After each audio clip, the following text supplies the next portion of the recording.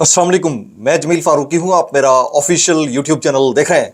आज अप्रैल 2025 की यकम तारीख है, मंगल का दिन है जिस वक्त ये वीडियो रिकॉर्ड हो रही है। पाकिस्तानी वक्त के मुताबिक दोपहर के 4:30 बज चुके हैं। मेरी अंडरस्टैंडिंग में, मेरी नज़र में अब तक की 3 टॉप स्टोरीज हैं, बड़ी खबरें हैं, डेवलपमेंट्स हैं जो मैं आपके साथ शेयर करना चाहूँगा।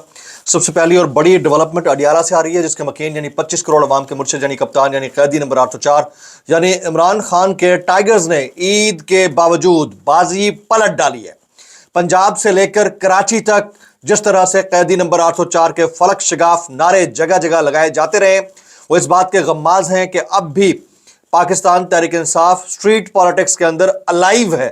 इससे पहले पंजाब के अंदर ये वाली खलबली देखने को नहीं मिल रही थी। इसका क्रेडिट किसको जाता है, उसकी तफसीलात क्या रहेंगी, वो भी मैंने शेयर करनी है। फिर इमरान खान साहब से आज मुलाकात का दिन है। काफ़ी लोग गए हुए थे, इनमें से सलमान अकरम राजा, शुएब शाहीन और बाकियों को गेट के ऊपर रोक कर उन्हें मना कर दिया गया कि आपको मुलाकात की इजाज़त नहीं दी जाएगी।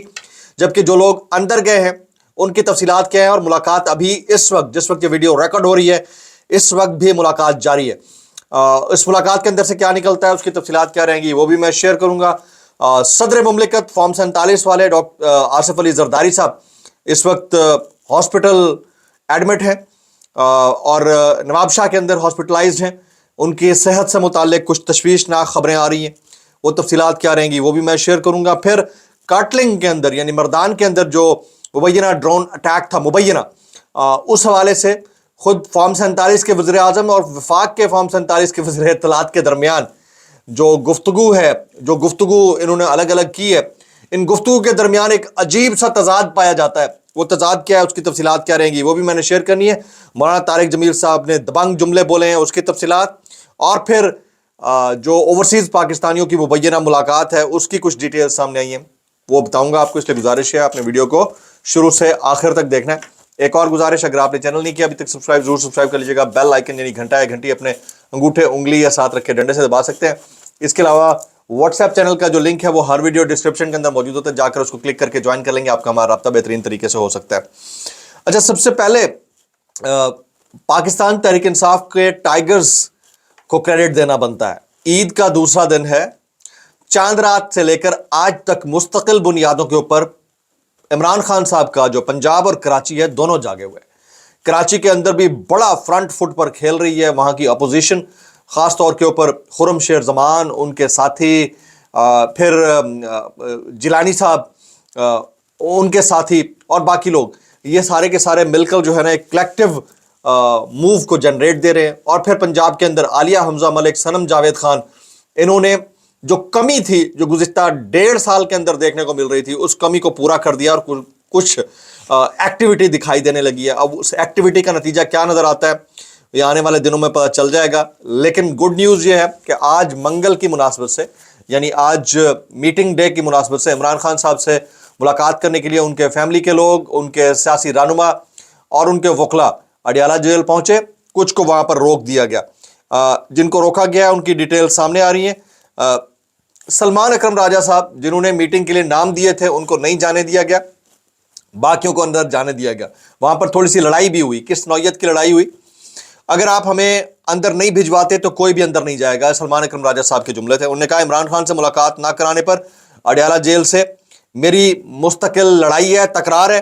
अडियाला जेल अमला अपनी मर्जी के लोगों को अंदर भिजवाने का कहता रहा, और फिर हुआ ये कि कुछ लोगों को अंदर जाने दिया गया, जैसे आजम स्वाति साहब, मुबशर अमान, नादिया खटक, इन्हें इमरान खान साहब से मुलाकात करने की इजाज़त मिल गई है। अंदर टोटल 4 लोग मौजूद हैं। कुछ ताबिश नामी शख्सियत भी हैं जो जिनसे मुतालिक सुनने को आ रहा है कि वो अंदर गए हैं। 4 लोग अंदर मौजूद हैं इस वक्त, जिस वक्त ये वीडियो मैं रिकॉर्ड कर रहा हूँ इस वक्त तक मुलाकात जारी है। मुलाकात के अंदर से क्या निकलता है, इसकी तफसीलात क्या रहेंगी, जैसे ही अपडेट आएगी शाम वाले व्लॉग में, रात वाले व्लॉग में मैं बताऊँगा। अच्छा, मैं व्लॉग के टाइमिंग्स आपको बता देता हूँ। पहला व्लॉग जो है वो तकरीबन ऑलमोस्ट 1:30 से 2 के दरमियान पाकिस्तानी वक्त के मुताबिक यानी 2 बजे के करीब करीब आपको देखने को मिलेगा। दूसरा 4:30 से 5 बजे के दरमियान ऑलमोस्ट आप देख सका करेंगे।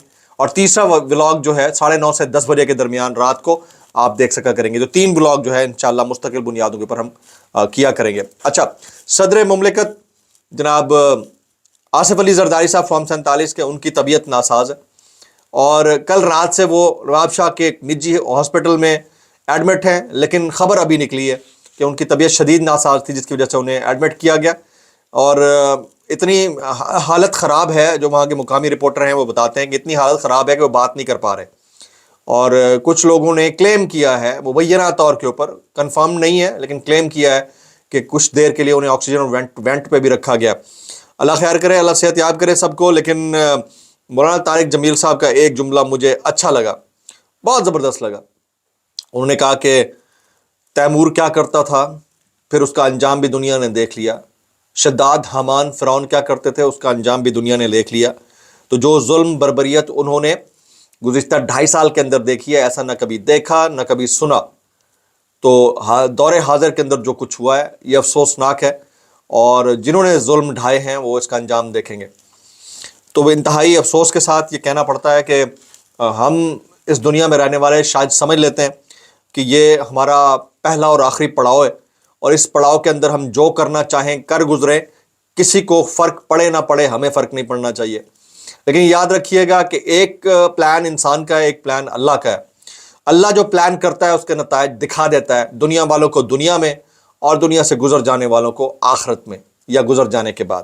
تو انتہائی افسوسناک ہے۔ بہرحال یہ عوامل پاکستان جیسے ملک کے اندر ہم وٹنس کرتے آ رہے ہیں۔ آپ ذرا آ جاتے ہیں کاٹلنگ والا جو واقعہ ہوا تھا نا مردان میں، مبینہ طور کے اوپر ڈرون اٹیک، مبینہ اس لیے کہہ رہا ہوں کہ کوئی کنفرم نہیں کر رہا، وہاں کے مقامی رپورٹرز کہہ رہے ہیں، لیکن جو وفاق ہے اس کے بھی بیانات میں تضادات ہیں۔ یہ سنیے گا، یہ عطا تارڑ صاحب کچھ اور کہہ رہے ہیں، فارم 47 کے وزیر اعظم کچھ اور کہہ رہے ہیں۔ وزیر اعظم اور عطا تارڑ کے بیان میں تضاد سامنے آ چکا ہے۔ کاٹلنگ اور کلات آپریشن میں مجموعی طور پر 6 دہشت گرد ہلاک ہوئے، یہ شہباز شریف نے کہا۔ عطا تارڑ کہتے ہیں کہ 17 دہشت گرد ہلاک ہوئے۔ تو اب کس کی بات پر یقین کیا جائے، کس کی بات پر یقین نہ کیا جائے؟ حکومتیں عوامی مینڈیٹ کے اوپر بنتی اسی لیے ہیں تاکہ عوام کا ٹرسٹ جو ہے وہ ون کیا جائے۔ عوام کا ٹرسٹ اگر آپ ون نہیں کر پاتے تو آپ جتنا مرضی سچ بول رہے ہو لوگ جھوٹ سمجھیں گے، اور جب آپ کی ہر سچ کو جھوٹ مانا جائے اور آپ کے مخالف کے سچ کو سچ یا جھوٹ کو بھی سچ مانا جائے تو پھر آپ سمجھیں کہ آپ اخلاقی طور پر ہار چکے ہیں، شکست خوردہ ہیں، چاروں شانے چت ہو چکے ہیں۔ یہ مان لینا چاہیے، اور اگر کوئی نہیں مانتا تو اپنی عقل کا علاج کرا لے۔ عمران خان صاحب اور عوام کے درمیان ایک ڈائریکٹ ریلیشن شپ ہے، یاد رکھیے گا۔ یہ ڈائریکٹ ریلیشن شپ ہمیں 2024 کے 8 فروری کو دیکھنے کو ملا تھا۔ عمران خان اور عوام کے درمیان کوئی تیسرا بیچ میں آئے گا اور وہ اپنی منمانی کرے گا تو عوام کک مار کے اسے پھینک دے گی۔ تو وہ ڈائریکٹ ریلیشن شپ کبھی بھی کسی تیسرے کو پنپنے نہیں دے گا، اس کی سازش کو یا اس کے مداخلت کو یا کوئی بھی عوامل ہو، چاہے وہ اوورسیز پاکستانی ہو کوئی اور ہو۔ تو یہ یاد رکھیے گا، یہ ایک معاملہ ہے جو ٹرسٹ کے اوپر بلڈ ہوتا ہے، اور ٹرسٹ بلڈنگ میز کے معاملے کے اندر کوئی تیسرا اگر انٹروین کرتا ہے تو اس کے حالات ویسے ہی ہوتے ہیں۔ اچھا، ہمارے دوست ہیں عمران ریاض خان صاحب، انہوں نے 2-3 سٹوریز دی ہیں، خاص طور کے اوپر وہ جو واقعہ ہوا تھا نا مبینہ طور کے اوپر مذاکراتی عمل اوورسیز پاکستانیوں کے ایک چیپٹر کے کچھ لوگوں کا بڑی شخصیات سے پاکستان کے اندر، اس کے اوپر وہ بات کرتے ہیں کہ اوورسیز نے دوسری پارٹی سے سوال کیا کہ آپ نے 2024 کے انتخابات میں ڈے لائٹ رابری کی ہے، تو جواب میں ان کو یہ کہا گیا کہ موجودہ الیکشن ریورس نہیں ہوں گے۔ یہ وہ بات تھی جو میں پچھلے 6 مہینے سے آپ سے مستقل بنیادوں کے اوپر کہہ رہا ہوں کہ پاکستان تحریک انصاف کو 8 فروری کے اپنے چوری شدہ مینڈیٹ کو واپس لینا چاہیے، بجائے اس کے کہ نئے الیکشن میں جائیں۔ اس بات کی گارنٹی کون دے گا کہ اگلے انتخابات آپ فارم 47 سے نہیں فارم 45 سے ہاریں گے؟ اس بات کی گارنٹی کوئی نہیں دے گا، اور کیسے آپ اس کے اوپر ٹرسٹ کر لیں گے اور کیسے یہ بات چلے گی؟ یہ سمجھنے والی بات ہے، اس کو سمجھنے کی ضرورت ہے۔ پھر اوورسیز وفد نے کہا کہ چوروں ڈاکوں کا گند اور ملبہ آپ نے اپنے کندھے پر اٹھا لیا ہے، تو جواب ملا کہ آصف زرداری تو بہتر ہے۔ اگر آصف زرداری کے بہتر ہونے کے اوپر کامنٹ دوسری طرف سے آتا ہے تو عمران خان کو کون منائے گا جو کبھی بھی آصف زرداری صاحب اور ان کی فیملی اور پھر میاں نواز شریف صاحب اور ان کی فیملی کو بہتر نہیں سمجھتے اس ملک کے لیے؟ تو ان کو کون منائے گا؟ یہ ذرا سمجھنے والی بات ہے۔ تو پھر آپ نے ملاقات کی یا بات کی تو کیا بات کی، اور اس میں سے کچھ نکلے گا تو کیا نکلے گا؟ یہ سمجھنے سے بالاتر چیزیں ہیں، لیکن کیا کیا جائے، بات ہی ایسی ہے۔ کچھ وائرل بیانات اس ڈسکلیمر کے ساتھ، اگر آپ کو میری بات بری لگتی تو معذرت، زیب لگتی تو انتہائی معذرت، اور زیب لگتی تو سانو کی کیسے کر لیتے ہو یار۔ اچھا، جواد احمد صاحب جو ہیں سنگر بھی ہیں، وہ فرماتے ہیں مجھے اس ملک میں رہنا ہے، مجھے جاہلوں کا ووٹ نہیں چاہیے۔ بھائیان، اگر آپ کو جاہلوں کا ووٹ نہیں چاہیے نا تو آپ کو کوئی ووٹ نہیں دے گا. 25 کے 25 کروڑ عوامی جاہل ہیں جو عمران خان کو سپورٹ کرتے ہیں آپ کی نظر میں, تو وہ آپ کو ووٹ کیوں دیں گے؟ تو پھر آپ اپنی دکان الگ سے بنا لیجئے. آپ جو ہے نا عمران خان کے بغض میں اس حد تک آگے جا چکے ہیں, معذرت کے ساتھ, انتہائی معذرت کے ساتھ. آپ کا وینم جو ہے وہ سپٹ ہوتا ہوا نظر آتا ہے, اور آپ کہتے ہیں کہ مجھے جاہلوں کا ووٹ نہیں چاہیے, عمران خان کو فالو کرنے والے جاہل ہیں. پھر تو 25 کروڑ عوام آپ کو ووٹ نہیں دے گی بھائی جان, آپ کو پڑھا لکھا ملک ڈھونڈنا ہے. سمجھ رہے ہیں آپ بات ہے وہ؟ میں اتنا کہنا چاہوں گا کیسے کر لیتے ہو یار. بلاگ سے اتنا ہی, دعا میں یاد رکھیے گا. السلام علیکم ورحمۃ اللہ وبرکاتہ.